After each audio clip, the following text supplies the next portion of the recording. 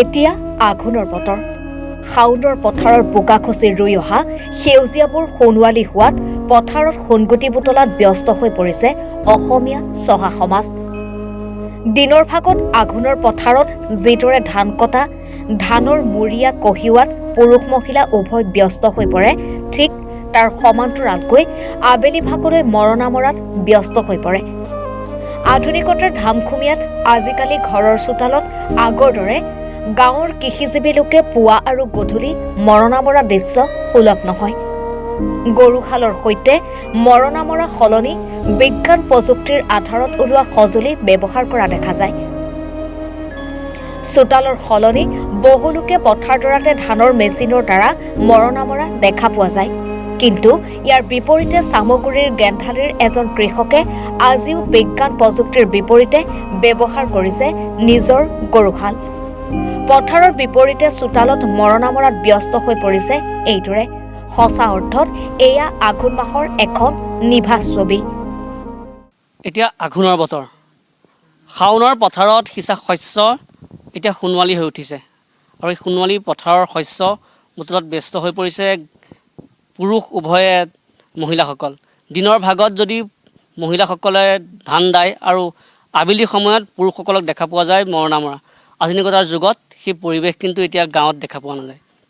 মই বৰ্তমান উপস্থিত আছিলোঁ গেন্ধালীৰ এখন গাঁৱত। গেন্ধালী গাঁৱৰ এঘৰ লোকৰ চোতালত বৰ্তমান দেখিবলৈ পোৱা গৈছে মৰণা মৰাৰ দৃশ্য। মোৰ নাম শ্ৰী প্ৰমোদ বৰা, গাঁও গেন্ধালী ভিলেজ। মই এইটো 79 চনৰ পৰাই মৰণা গৰুৰ লগত লিলিয়া মৰণা মাৰিয়ে আছোঁ, হাল বাই আছোঁ 79 চনৰ পৰাই। আৰু এইটো পৰম্পৰাক আমাৰ এইটো মেচিনটো পৰম্পৰাক নহয়, আমাৰ এইটো নাঙল যুঁৱলি মৈ এইবিলাক চব আমাৰ পুৰণি সম্পত্তি, পৈতৃক সম্পত্তি। সেইটো কাৰণে আমি এইটো জীয়াই ৰাখিবৰ কাৰণে আমি কৰিছোঁ, আগ্ৰহ কৰিছোঁ আৰু আগ্ৰহ কৰিবও লাগিব। নহ'লে সকলো মানুহে মেচিন লগাব নোৱাৰে। দুখীয়া শ্ৰেণীৰ মানুহে ট্ৰেক্টৰ কেনেকৈ লগাব? সেইকাৰণে গৰু দিয়ে হাল বায়। মই আজিলৈকে ট্ৰেক্টৰ লগাই পোৱা নাই পথাৰত। গৰু দিয়ে হাল বাই থাকোঁ, গৰু দিয়ে মৈয়াওঁ আৰু গৰু দিয়ে মৰণা মাৰোঁ। আৰু সাৰো দি পোৱা নাই, যি গোবৰ সাৰি দিওঁ পথাৰত। নিজেই মৰণাৰ পাৰ্থক্য মানে গৰুৱে খেৰকেইডাল ভাল পায়, ধানকেইডালো গোটা গোটা ওলায়। খেৰকেইডাল নহ'লে মেচিনত মাৰিলে গৰুৱে খেৰকেইডাল নাখায়, টুকুৰা টুকুৰি হৈ যায়, তেল তেল লাগে। আৰু কঠীয়াটো মেচিনত মৰা কঠীয়াটো নগজে। মিললৈ নিলেও চাউলটো 2-3 গৰু দি মাৰিলে চাউলটো শীতল হয়, কঠীয়াটো আমি ভৰিয়ে মাৰি ৰাখোঁ, মৰণা নামাৰোঁ। আজি মৰণা 65টা পেলাইছোঁ। 4 ঘণ্টা 4.5 ঘণ্টা লাগে। এক্সাৰচাইজ হৈছে, এইটো ভালহে, কোনো বেমাৰ ব্যাধি নাহে। কাৰণ এইটো কষ্ট কৰি থাকিলে মানুহৰ বেমাৰ ব্যাধিটো নিৰ্মূল হৈ থাকে। গৰু ক্ষেত্ৰত দেখা পোৱা যায় যে মাঘ মাহত গৰু মূৰ ঘূৰণি হয়, মূৰ ঘূৰণি হয়। মৰণাটো মাৰিলে সেই মূৰ ঘূৰণিটো নাইকিয়া হয় নেকি? নাই, মৰণা মূৰ ঘূৰণি নহয়। আকৌ আমি গৰুকেইটাক মাথাত খেৰকেইডাল মান দি এনেকৈ ফুৱাই দিওঁ নহয়, তেতিয়াই মূৰ ঘূৰণিটো নাইকিয়া হৈ যায়। নাই, একো পোৱা নাই।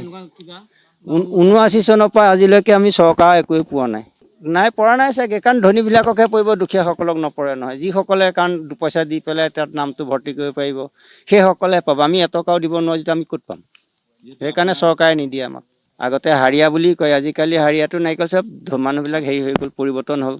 এই বস্তুবিলাক পৰম্পৰাবিলাক ধৰি ৰখাটো প্ৰয়োজন নাই, আজি পৰ্যন্ত চিনি নাপায়। নাপায়। আজি এইটো পৰম্পৰাটো ধৰি ৰাখিছোঁ, খালি নাঙল যুঁৱলি গৰুহালেহে পৰম্পৰাটো ধৰি আছোঁ। বহুত ল'ৰা ছোৱালীয়ে নাঙলে চিনি নাপায়। হালনো কেনে, মই পথাৰত হাল বাই থাকিলে বহুত ল'ৰা ছোৱালীয়ে চাই যায়।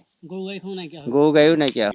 মেৰামতি মানে গৰুৰ কাৰণে, হাল বাবৰ কাৰণে নাঙল যুঁৱলি মৈ, মাছ ধৰিবৰ কাৰণে পল, চেপা, সকলো সঁজুলি মই যোগাৰ কৰি ৰাখোঁ। গোটেইখিনি ৰাখিছোঁ, খালি যি ৰাখিব লাগে সকলোটো ৰাখিছোঁ ঘৰত। চামগুৰিৰ পৰা বিদ্যুৎ বৰাৰ ৰিপৰ্ট, এনি ভাৰত 24। নমস্কাৰ, মোৰ নাম নিৰুপম শইকীয়া। এনি ভাৰত 24 এটা নতুন অনুষ্ঠান লৈ আহি আছে, জুবিনৰ গানে কি আনে। তাৰ অডিশ্যনসমূহ অসমৰ প্ৰত্যেকটো ডিষ্ট্ৰিক্টত হ'ব আৰু এটা ৰিয়েলিটি শ্ব' হয়। আপোনালোকে দিয়া ফোন নম্বৰ যোগাযোগ কৰিব পাৰে আৰু আপোনালোকৰ ওচৰলৈ এনেও গৈ আছে তেওঁলোক, আৰু আশাবাদী যে আপোনালোকে এই অনুষ্ঠানটোত ভাগ ল'ব। আৰু আশা থাকিল যে আমি খুব সুন্দৰ সুন্দৰ গায়ক দেখিবলৈ পাম। ধন্যবাদ।